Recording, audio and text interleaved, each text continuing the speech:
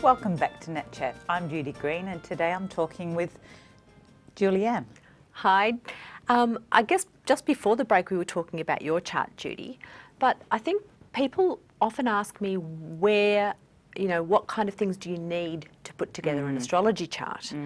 And of course you need the person's birth date, so the day they were born, but it's also about the time and the place where you're born. That makes a difference to calculating the chart. Okay. And each chart is a circle made up of 12 houses which look at the different aspects of each of our lives, so relationships, family, career, all of those kind of things are in the different houses. And then the planets, where their positions are in the sky, are then placed within those houses, and that's how we build the chart to be able to read it. Okay, and is there a difference between, say, astrology, numerology, tarot and all the other? Oh yeah, absolutely. It's even though they're all quite different, I think they're all coming from the same source. But astrology is very much from the calculated positions of the planets and their movements in the sky at the moment. Whereas, as you know, a tarot deck is cards that you pull out and they have symbols on them that people read. And then numerology is just about working out your numbers from your birth date and your name, things like that. But it's all about divination in the end. In the end, a good tarot reader is just using the cards as a tool, and I think the same thing happens with astrology.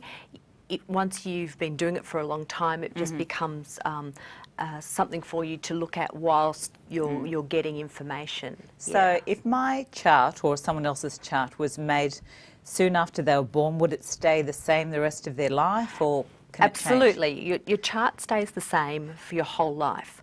What changes are the planetary positions at the moment. So the planets are moving, and that's what then gives us an indication of forecasting for the future, because you look at where those planets are now, and you can gather some information as to what that might mean.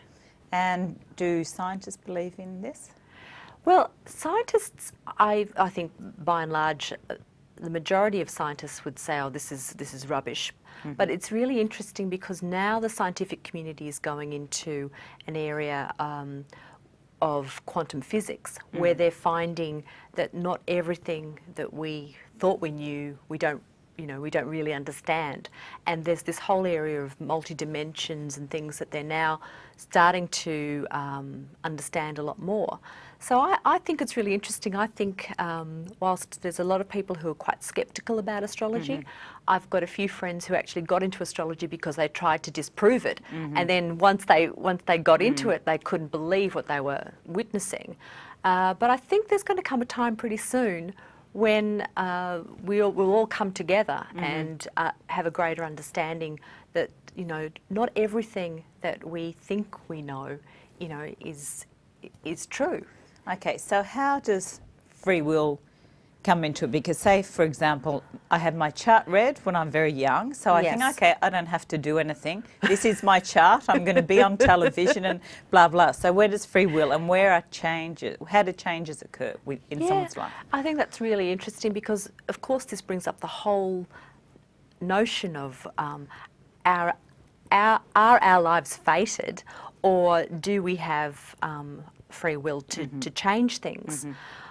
From doing astrology for 20 years, I'm now more towards the position that things are fated a lot more than what I used to be, because I constantly see things that do come in and happen to people.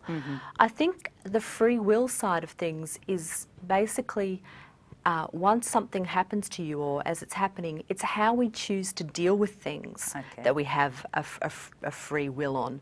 But there's certainly this element, particularly at the moment, where you know, people are reading books like The Secret, and they're sort of sitting there going, well, if I can think it and believe it, it will happen. And to a certain extent, that's true. But what I do know is that no matter how much I sit in a room and think I'm going to be a prima ballerina, that is not going to happen. Not even if I really, really believe it, because I just don't have the body. And I'm not, you know, 8 years old anymore. So I think there's this notion of free will is basically, I think, our soul talking to us and giving us a bit of hints as to what we're supposed to be doing. And so what I want to be doing is really, I want it to be aligned with what my soul wants. Right. And I think that's where people can get quite confused. It's really about listening to your inner voice and doing things that you need to do for you. Yeah, which is... Yes, well, this interests me because I had a career, then I had time out, and then after we were on your show, was interesting to me because you're almost, not predictions, but you were suggesting that my path would be changing once again. So this is why I asked this question. Yeah, it's... See, and I can't remember what I said to you in a reading. It's very interesting because you know, the information comes through me. It doesn't, you know, it doesn't sit, and I don't remember things. But I think we all go through different cycles in our lives, and the planets and the positions, particularly of some of the big outer planets, when they shift signs and they start stirring up different areas of our lives, that's when you get the big changes. Yeah. So. Okay, we're going to just go for a break. So, hope you're enjoying NATCHAT. We're going to leave you for a couple of secs and we'll see you in a minute.